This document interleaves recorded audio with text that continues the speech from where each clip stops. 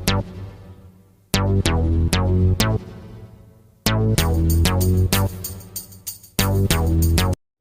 बच्चों, मैं Rahul Choubey YouTube channel Rahul sir physics class से फिर से आपको एक लेके आया हूं नया टॉपिक। आज का जो टॉपिक है वो मैं आपको हिंदी में सिखाने वाला हूं और इस टॉपिक का नाम है कूलाम का व्युत्क्रम वर्ग नियम, जो कि स्थिर वैद्युत का सबसे अच्छा टॉपिक है। और यहां से हम आज स्टार्ट करने वाले हैं कूलाम का व्युत्क्रम वर्ग नियम। तो बच्चों ध्यान से देखिएगा कि मैं क्या सिखाने वाला हूं। सबसे पहले कूलाम का नियम सीखने से पहले हम एक नई चीज सीखेंगे जिसका नाम है बिंदु आवेश।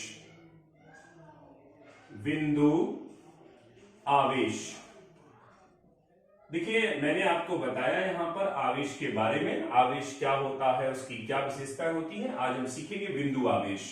बिंदु आवेश होता क्या है? तो बिंदु आवेश का मतलब बिंदु ना होकर कुछ इस तरीके से होता है जो समझते हैं। मेरे पास कोई आवेश है, दिस इज क्यू, और ये इस आवेश की मान लीजिए त्रिज्या है। और किसी भी आवेश की त्रिज्या, उसका लंबाई, उसका आयतन, उसकी विमा कहलाती है। क्या कहलाती है बच्चों? विमा। अब इस विमा में मुझे पता है कि हर आवेश दूसरे आवेश पर बल लगाता है, और यदि ये बल लगाता है तो हम परीक्षण करना चाहते हैं कि बल लग रहा है या नहीं। तो मैंने कहीं पर एक बिंदु पर एक आवेश को रख लिया जिसका नाम है परीक्षण आवेश। परीक्षण आवेश क्या होता है? तो एकांक धनावेश को ही परीक्षण आवेश कहते हैं। परीक्षण आवेश यहां पर रखा हुआ है और यहां से लेकर यहां तक की जो दूरी है, इस दूरी को हम परीक्षण दूरी कहेंगे, परीक्षण दूरी बोलेंगे। अब हमारी डेफिनेशन पे आना है कि बिंदु आवेश किन्हें कहते हैं। तो ऐसे आवेश जिनकी विमा, देखिए ये दूरी बहुत छोटी सी है जबकि ये दूरी बहुत ज्यादा है। तो ऐसे आवेश जिनकी विमा परीक्षण दूरी की तुलना में बहुत कम या बहुत अल्प होती है, उन सभी आवेशों को बिंदु आवेश कहते हैं। तो डेफिनेशन क्या हुई बच्चों? कि ऐसे आवेश जिनकी विमा परीक्षण दूरी की तुलना में बहुत अल्प होती है, उन सभी आवेशों को बिंदु आवेश कहते हैं, ना कि किसी बिंदु को बिंदु आवेश कहेंगे। अब कैसे और समझेंगे कि बिंदु आवेश क्या हो सकता है? तो एक एग्जांपल ले लेते हैं। फॉर एग्जांपल, अगर मेरे पास एक आवेश है जिसकी विमा 1 मीटर की है, लेकिन इसका जो परीक्षण दूरी है वो 1 किलोमीटर की है। तो 1 किलोमीटर परीक्षण दूरी है जबकि विमा 1 मीटर है। आप देख रहे हैं कि 1 मीटर और यह 1 किलोमीटर, तो 1 मीटर 1 किलोमीटर की तुलना में बहुत अल्प वैल्यू होती है। इसलिए 1 मीटर बहुत बड़ा आवेश होने के बावजूद भी इसे भी क्या कहा जाएगा? बिंदु आवेश। तो बिंदु आवेश क्या होते हैं? मैंने आपको यह समझाया कि ऐसे आवेश जिनकी विमा परीक्षण दूरी की तुलना में बहुत अल्प होती है, उन सभी आवेशों को बिंदु आवेश की श्रेणी में रखा जाता है। ठीक है बच्चों? अच्छा, इसके बाद में हमने अभी एक और चीज बताई, परीक्षण आवेश। तो परीक्षण आवेश वह आवेश होते हैं जो कि एकांक धनावेश होते हैं, जिन्हें हम परीक्षण के लिए उपयोग में लाते हैं। अब हमारा जो नियम है वो यहां हम आज सीखने वाले हैं कूलाम का व्युत्क्रम वर्ग नियम। तो बच्चों इसका क्या संबंध था? कूलाम का व्युत्क्रम वर्ग नियम। अब इसके बारे में थोड़ा सा समझ लेते हैं क्या है। हमें ये पता था कि हमारे पास में एक आवेश दूसरे आवेश पर बल लगाता है। हम जानते थे कि यदि कोई आवेश सजातीय है तो उन पर बल प्रतिकर्षण, और अगर विजातीय है तो उन पर बल आकर्षण लगेगा। परंतु अभी तक हमें यह जानकारी नहीं थी कि हम बल की गणना कैसे करें और किस प्रकार से दो आवेशों के मध्य में बल के बारे में बताएं। तो एक साइंटिस्ट हुए हैं कूलाम। इन कूलाम नाम के वैज्ञानिक ने सर्वप्रथम एक परीक्षण या एक एक्सपेरिमेंट करके ये पता लगाया कि दो आवेशों के मध्य में कितना बल लगता है और उसे कैसे कैलकुलेट करते हैं। उसी के लिए जो इन्होंने नियम दिया वही बन गया कूलाम का व्युत्क्रम वर्ग नियम। परंतु कूलाम ने जब नियम बनाया तो नियम बनाने के पहले उसकी कुछ शर्तें रख दी। और वो शर्तें क्या थी तो थोड़ा सा हम समझ लेते हैं। शर्तें, कूलाम के नियम की शर्तें। कूलाम ने 1, 2 और 3 शर्तें रखी कि ये जो नियम जब मैं बना रहा हूं वह नियम किस शर्तों पे काम करेगा। सबसे पहला इन्होंने यह नियम कहा कि यह नियम केवल बिंदु आवेशों के लिए ही सत्य होगा। बिंदु आवेशों के लिए ही सत्य होगा, अर्थात यह नियम सभी आवेशों के लिए कार्य नहीं करता, केवल बिंदु आवेशों के लिए कार्य करता है। इसलिए बच्चों मैंने सबसे पहले आपको बिंदु आवेश के बारे में बताया कि कौन बिंदु आवेश होते हैं।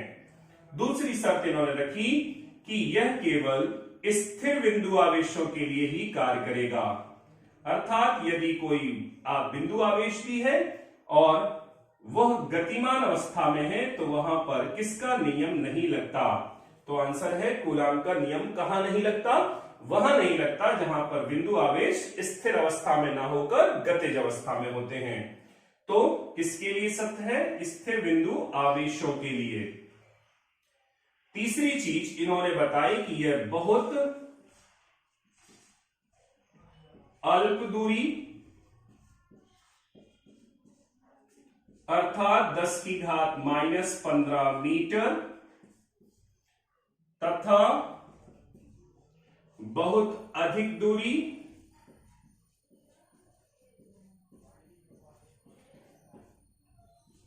अर्थात किलोमीटर के लिए सत्य नहीं है, के लिए सत्य नहीं है।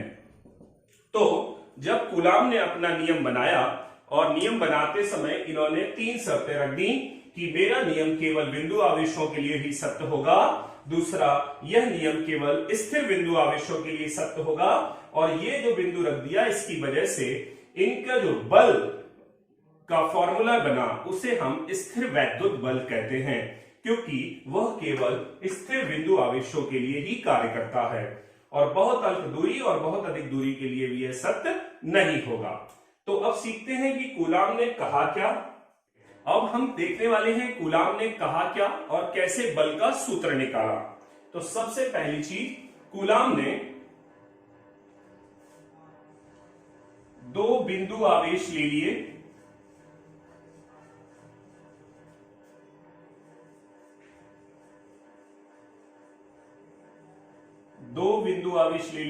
और इन दोनों को एक दूरी पर रख दिया।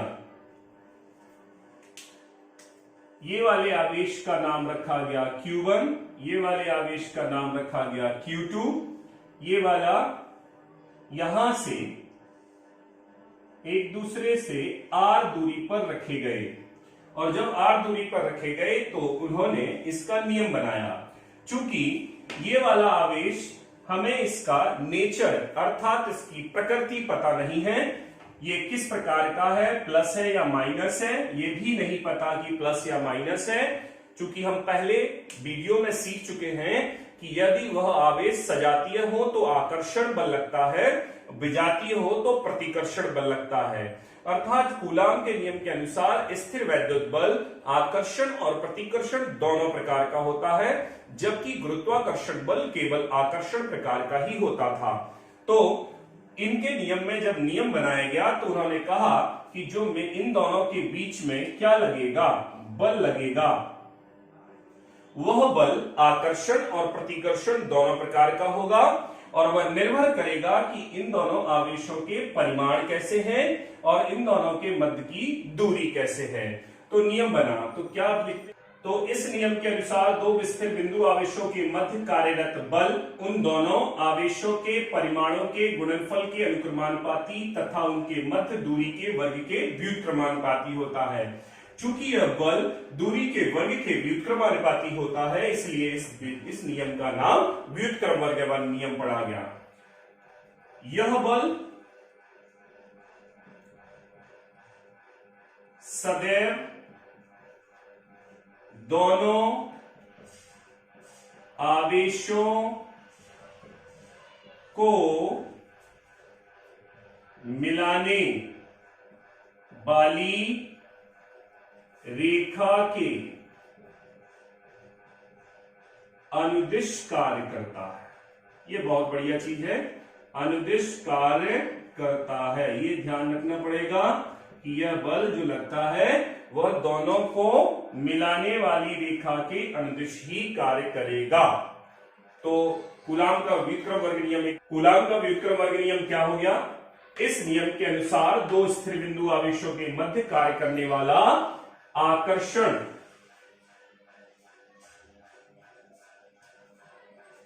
यहां पर एक चीज हो गई मिस्टेक, आकर्षण या प्रतिकर्षण बल, आकर्षण या प्रतिकर्षण बल।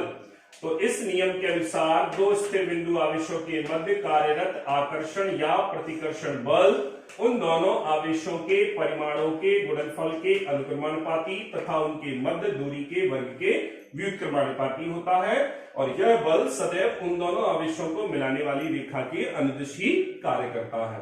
ये कूलाम का नियम था। अब इन्होंने कैसे लिया? माना दो बिंदु आवेश Q1 व Q2 एक दूसरे से r दूरी पर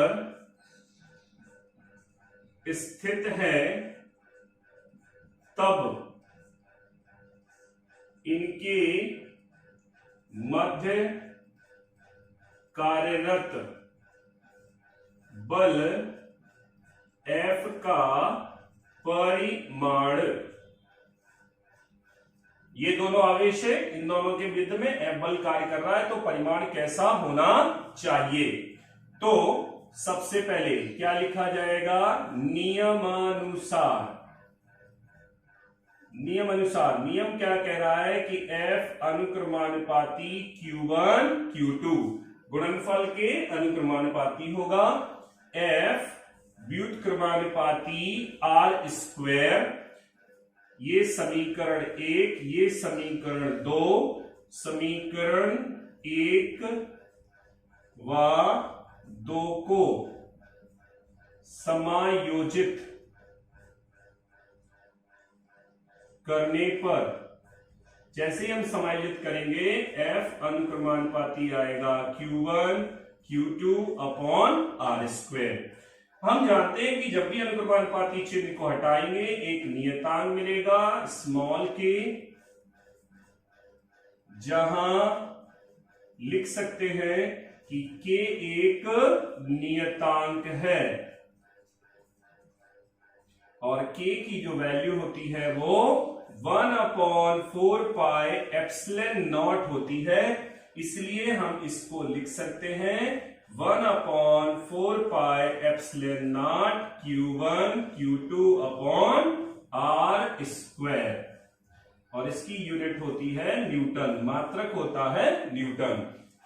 तो एक बार जल्दी से बच्चों रिवाइज करते हैं कूलाम का व्युत्क्रम वर्ग नियम। कूलाम नाम के वैज्ञानिक ने दो बिंदु आवेशों के मध्य कार्य करने वाले बल का एक सूत्र दिया, और वह जो नियम बना उसका नाम कूलाम का व्युत्क्रम वर्ग नियम है। इस नियम के अनुसार दो स्थिर बिंदु आवेशों के मध्य कार्यरत आकर्षण या प्रतिकर्षण बल उन दोनों आवेशों के परिमाणों के गुणनफल के अनुक्रमानुपाती तथा उनके मध्य दूरी के वर्ग के व्युत्क्रमानुपाती होता है।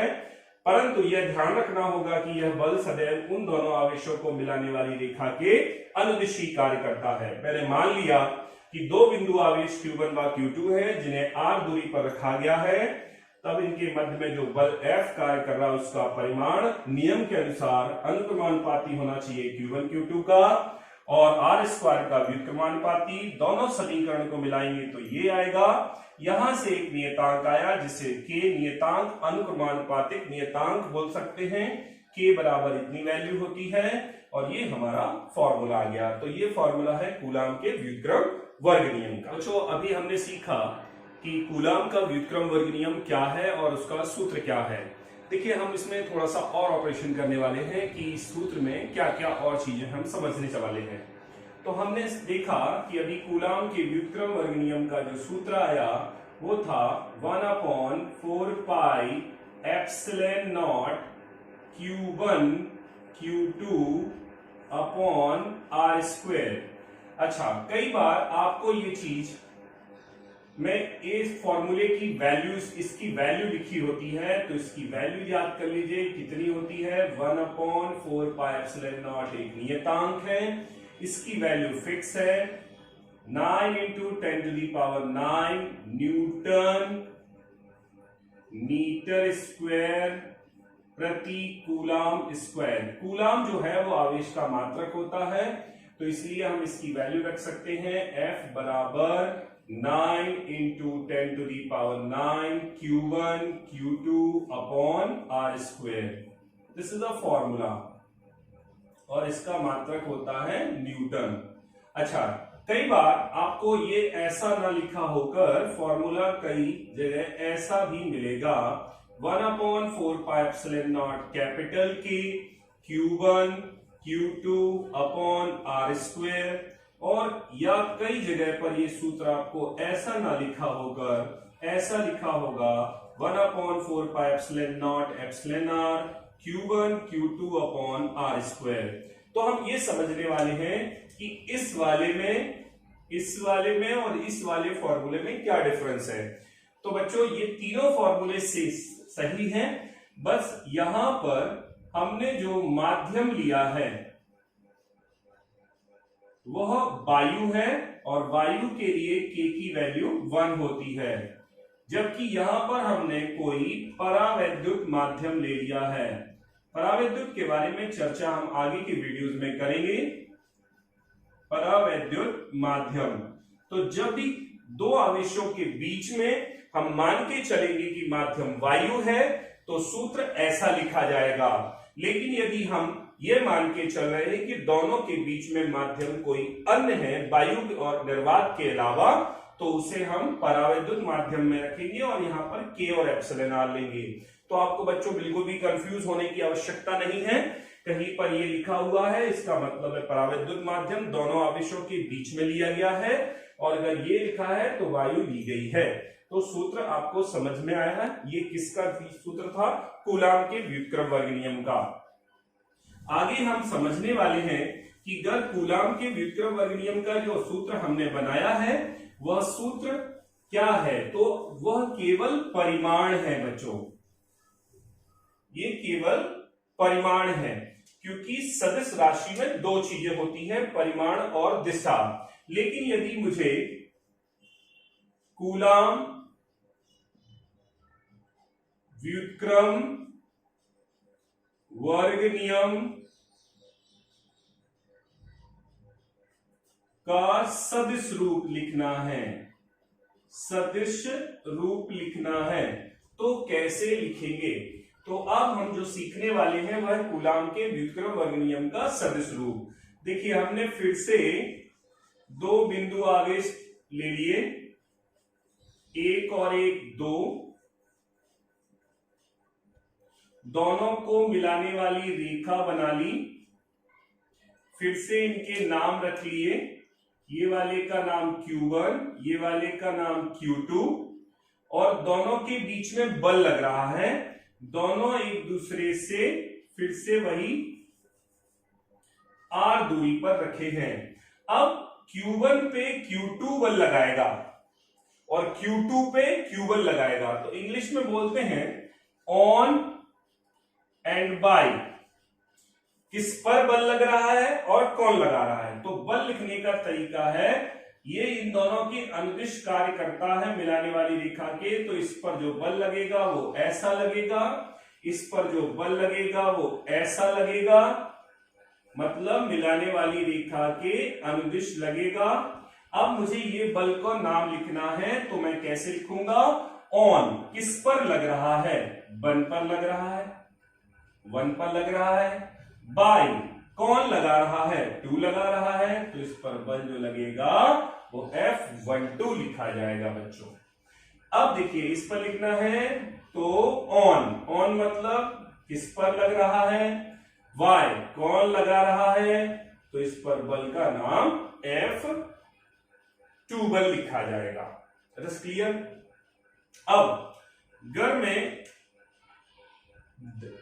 डिस्टेंस लेता हूं, डिस्टेंस, इस पे डिस्टेंस लेता हूं तो डिस्टेंस भी ली जाएगी R12 और R21 लिया जाएगा। अब कैसे लिखेंगे? कूलाम के व्युत्क्रम वर्ग नियम का सूत्र होता है F बराबर 1/4 pi epsilon not Q1 Q2 upon R square. देखिए अगर मैं इसको लिखने वाला हूं 1 2 तो मैंने इस पे वेक्टर लगा दिया। जब सदिश लगा देंगे तो ये सदिश रूप में चला जाएगा, और अगर सदिश लगा देंगे तो हमें यहां पर कैप का मल्टीप्लाई करना पड़ेगा। अगर ये 1 2 है तो ये भी 1 2 होगा। हम लोगों ने 11th क्लास में पढ़ा था एकांक सदिश। ऐसे सदिश जिनका परिमाण एक होता है उन्हें एकांक सदिश बोलते हैं। अब आर कैप 1 2 का मतलब क्या होता है? तो आर कैप 1 2 का मतलब होता है r vector 1 2 vector upon R12 vector का मापांक।